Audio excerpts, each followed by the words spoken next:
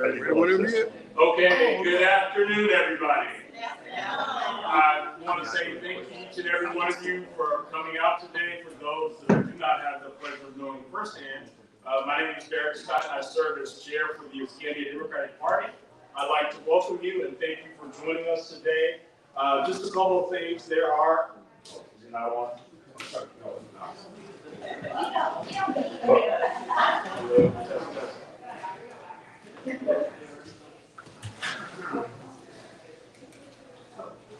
Test. Okay. Just a couple of housekeeping rules. There is a bathroom.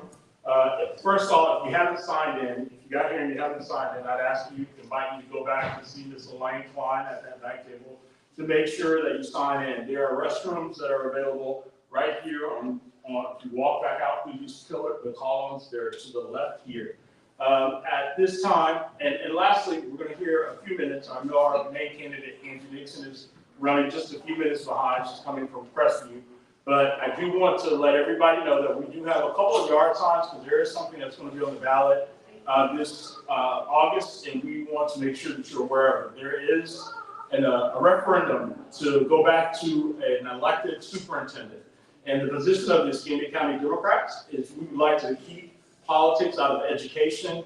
We think it's best when we can broaden the field and increase the talent pool to get it appointed. So our position is that we're urging everybody to vote no. We ask if you have an opportunity, if you're not a deed-restricted community and you can put a yard sign, we do have some yard signs directly right outside here on the right that we ask you to take and place, and we appreciate it. At this time, I'm going to invite the director of this wonderful establishment, Mr. Walter Gully, who is director for the Ella Jordan African American History Museum. I know many of you may not have been here. This might be your first time attending. So I'm going to invite Mr. Walter Gully to come up and give you just a little bit of background about the Ella Jordan House.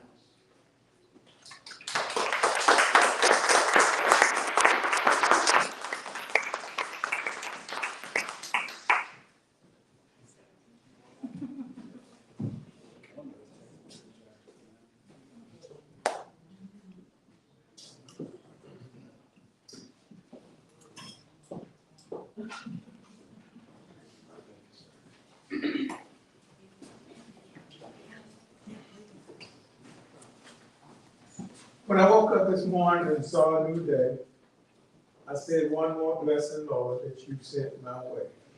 Amen. When I woke up and I kneeled down to pray, I said, one more blessing, Lord, that you sent my way.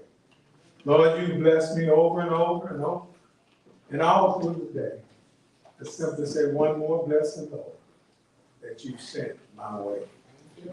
I am Walter Gully Jr., the proud president of the Ella Jordan African American History Museum. It is an honor for us to have you to come here today. We welcome you. I know many of you probably have never been here before, don't know a lot about the museum. Just to share a few things. This museum was built in 1890. A gentleman by the name of Raymond Waters. And this home was built on what was called a St. Anne style, the long porch. We see that this particular place was occupied by many African American women. Started around 1890, he later sold it to a mulatto man about 1906. Once he sold it, then down the road, women were moving around their local communities, going from house to house, meeting. There's a lady by the name of Ella Jordan, who moved here from Alabama, married her husband, and went on to become a mover and shaker in the community. She encouraged women to actually be strong as glue in their families. She was one who was a proud book club member. She was one who was very strategic in terms of planning and showing women how they could make their lives and their communities better. So down the road, she began to make connections with other women here in Florida. She was not one who took no for an answer easily. So when you look at this Women of Distinction wall, you'll notice that these were African American women.